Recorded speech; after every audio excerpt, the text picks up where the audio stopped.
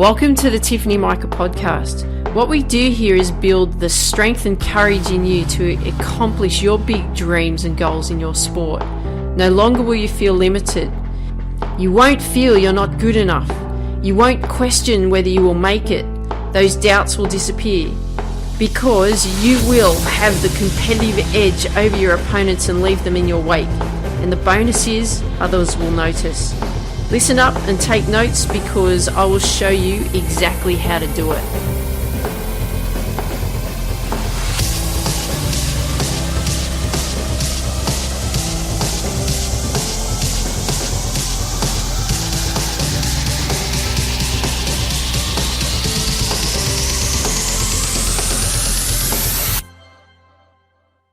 Hey there, this is Tiff from Tiffany Mika podcast and welcome to today's episode. So today what we're going to be looking at is what is the meaning of process goals? What is goal achievement? Like, what do they really mean? Because you may hear people talking about process goals or working towards achieving your goals, but you're looking at the goal achievement side of things. Maybe a little bit confusing. You're like, well, aren't they the same? Well, actually, no, they're not. And we're going to identify which would be best for you and why that is so. Okay. So goal achievement, let's have a look at that first. What does that actually mean? And goal achievement is when you set the goal of accomplishing a goal. Like it might be the thing where you want to win a tournament or you want to win a race or you win a match, right? That's the actual goal. And that's all that the focus is on, is actually winning. Okay, so that's really what goal achievement is really based around, is and the focus and everything that you do, your thoughts, your feelings, your actions, everything's all geared around achieving that goal. But like what I refer to is winning a race or winning a tournament or winning a match. Okay. But then if we look at process goals, well, what is a process goal? And a process goal is something like an improvement in a particular area in your game or something that you can measure or track, and you can actually see the improvement. And it's usually when you track, it's usually by looking at the data. So they are a little bit different. And which is better? And again, this is my opinion, but the process goal is much better to be focusing on versus achieving that goal achievement thing where you've got to win, right? You've got to win that race. You've got to win that tournament. You've got to win that match. You've got to win that game. Very, very different, and the intensity of what you do around that is very different. And also the big thing here is really the focus is very different here. And I'll explain why. So if we look at when you are focusing on the goal achievement side of things, it's looking at that and just what it says, the achievement, like a win or really a loss, and that's it. And it's great if you win, but what happens when you lose? Right? If you're just looking at goal achievement, it's a win or a loss. If you win, it's great, isn't it? But if you lose, it's considered a fail, isn't it? That's how we look at it. You failed. And the thing is that we all have losses or failures. Some people call them failures. I say losses. And it doesn't matter what level you play. It doesn't matter if you're a professional right through to a beginner. We all have periods of time in which we have losses. So I can really understand that too, because I know when I was competing in tennis, the focus was just to win. And when I had wins, I thought I was pretty awesome. But when I had losses, I thought I was a failure. And yet these wins or these losses, I let them define me as an athlete. So therefore, if I was a winner, in some instances, I thought I was pretty awesome, and I was awesome. And if I was a loser, so I came out of the match and I lost the match, I considered I was a failure. And I really allowed that to define who I was as an athlete. And that was really based on the goal achievement. And when you just focus on achieving a particular goal, and there's all that pressure on achieving that particular goal, and it's win or lose,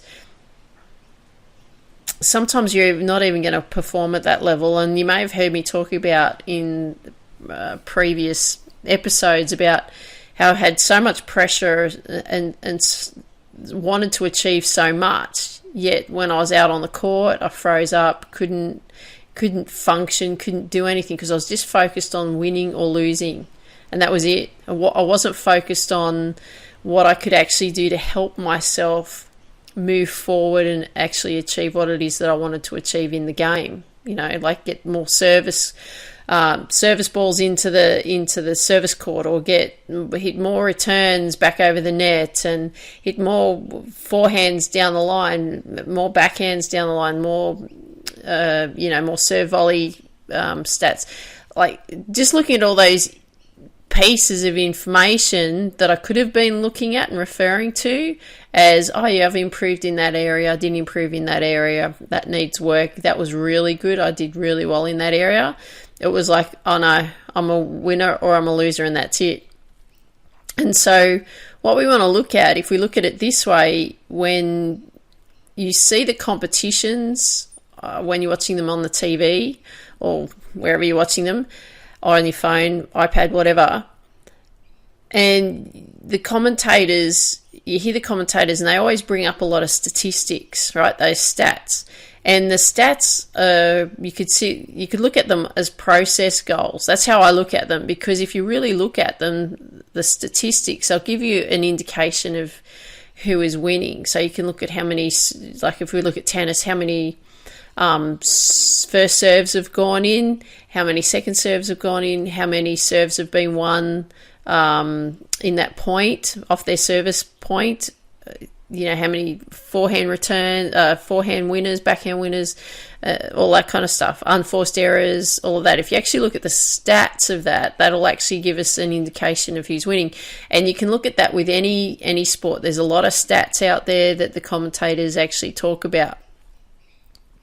And what I see there is that's where the power is for you. And what I mean by that, the power is for you, is this is where we can create the difference between better performances for you and not great performances.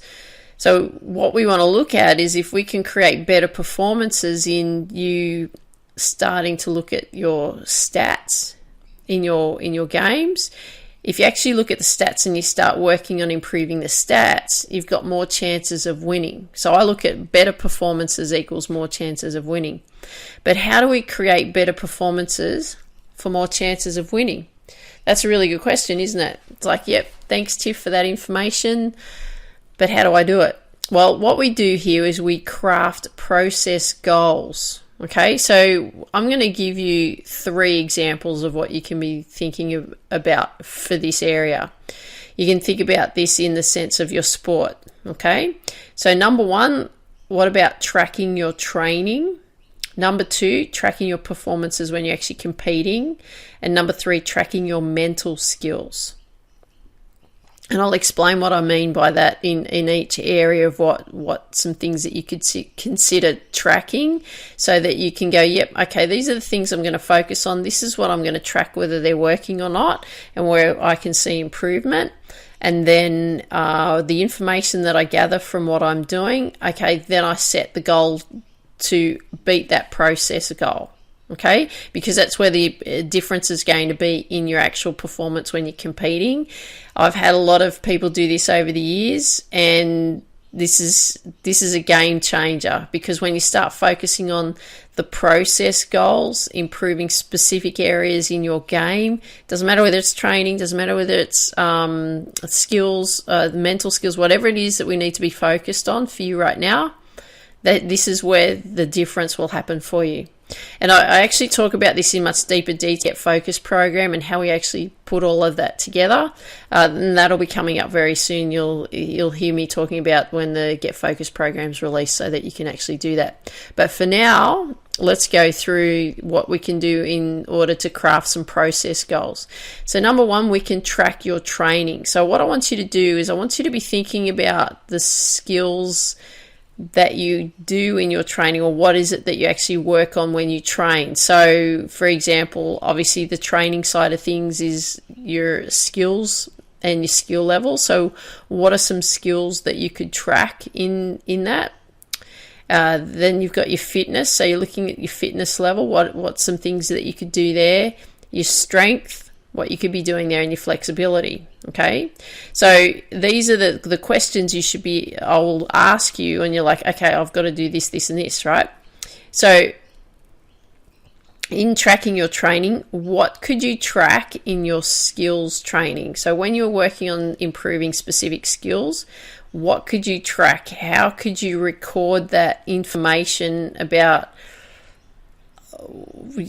a skill? Okay, so for example, if you were working on improving a particular shot, say, and I'll refer back to tennis because it's easy to explain, but if you were working on a particular shot with your tennis, and let's say you're working on hitting the ball down the running forehand down the line, and it had to get into a specific part of the court, and that was the focus in your training, how many times can you do that out of 10 balls fed to you or 20 balls fed to you, for example, right? You track that.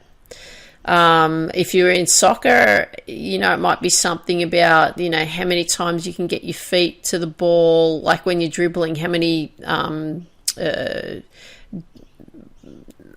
like with regards to your feet, like how many times does your feet actually touch the ball when you dribble? You might have, might need to have the ball much closer to your feet when you're running, or when you're dribbling the soccer ball. So you might need to track that and record that during your training. Okay, so be really thinking outside the box here is what are some specific things in your skills that you could be tracking.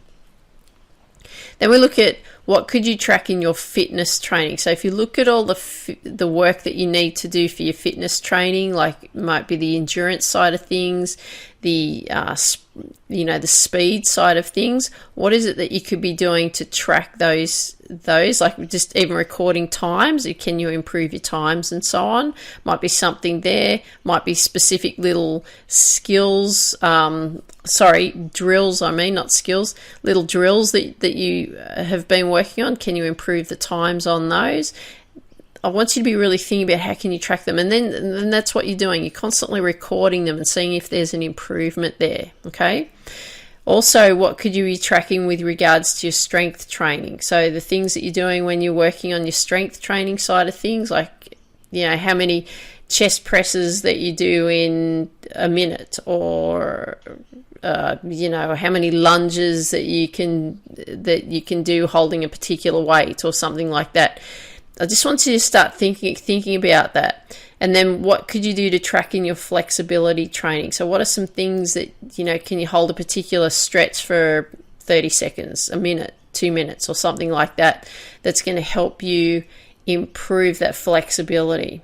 So I hope you understand what I'm talking about here. So that's just in tracking the training side of things. Now, number 2, we want to track your performance. So what I mean by that is when you are competing, what could you track in each performance that could give you something to focus on? So some simple things in tennis is, how many first serves you've got in, how many second serves you've got in, how many points you've won on your serve, how many shots in rallies you've hit back and forth over the net in total. Obviously, you can't do that yourself. You need to get someone to do that for you.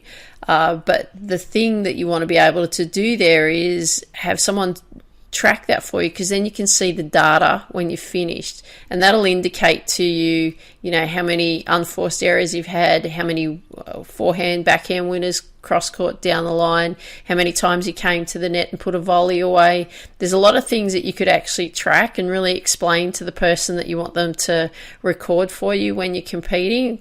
Golfers, it's much easier. For a golfer, you can track it yourself. So, for example, how many tee shots have you hit down the fairway, like that have stayed on the fairway?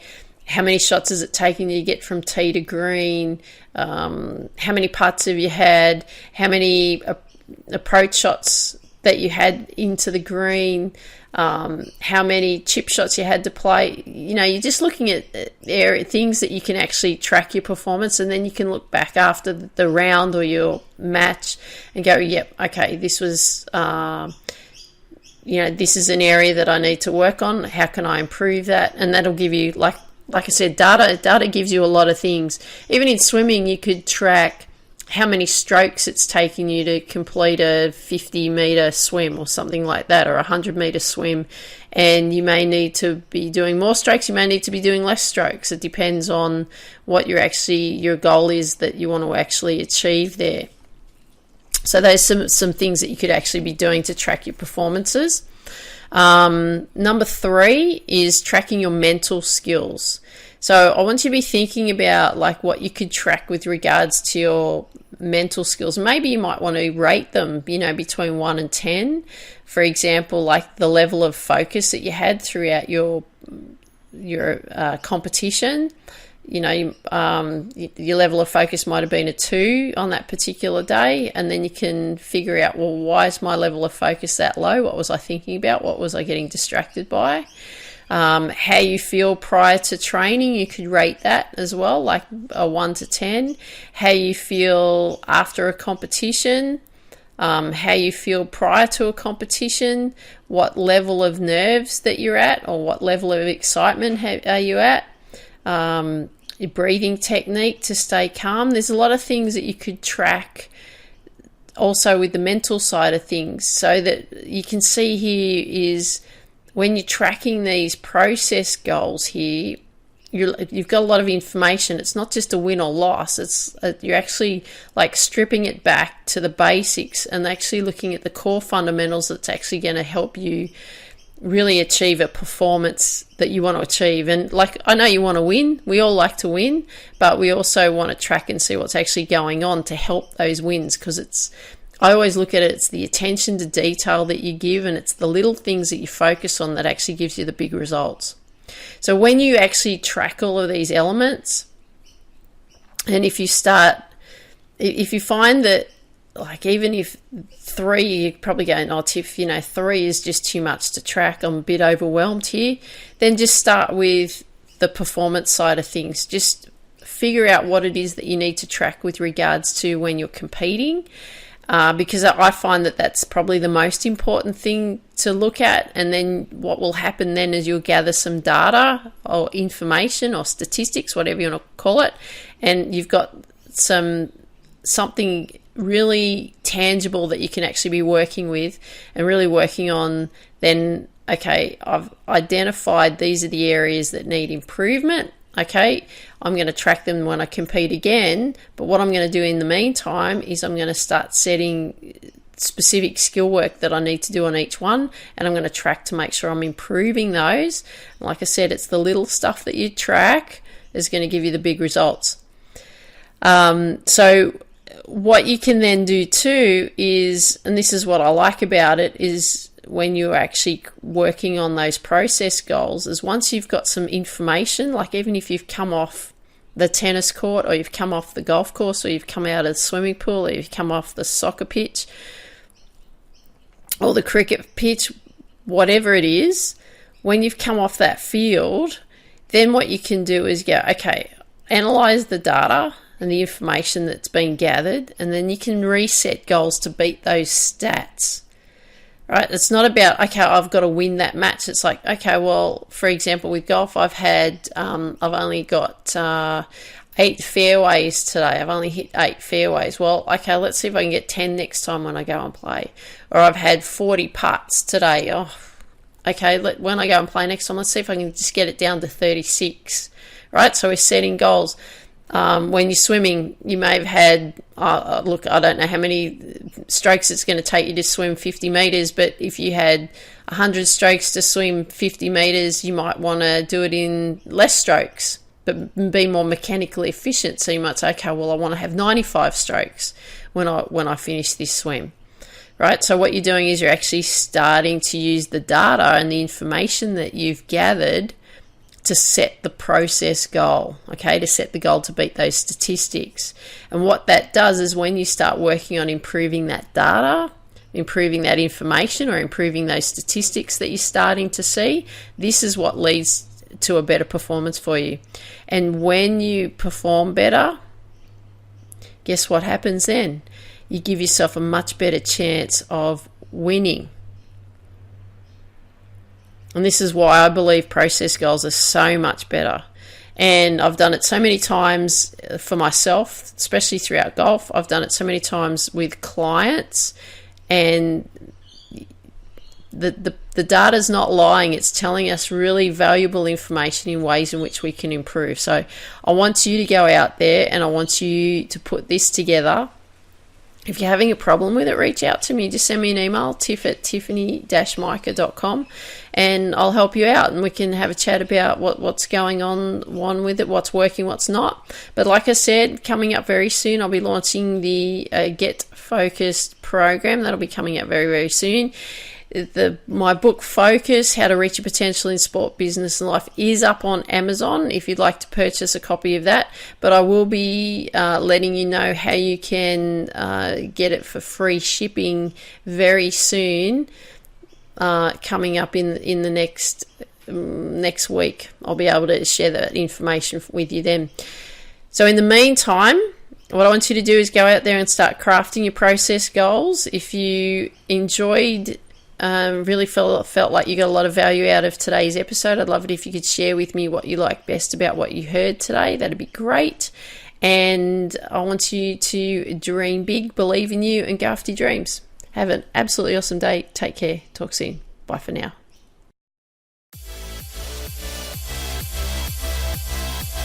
Thanks for listening to today's episode. If you haven't yet downloaded the #1 deadly mistake athletes make sure you go to tiffany-mika.com and download the #1 deadly mistake athletes make. Share with me what you like best about what you heard in the comments section wherever you hear this episode. Share with your friends that you know that would benefit from these episodes, and please leave a 5-star review wherever you hear these episodes. I would really appreciate it. Dream big, believe in you, go after your dreams. Have an absolutely awesome day.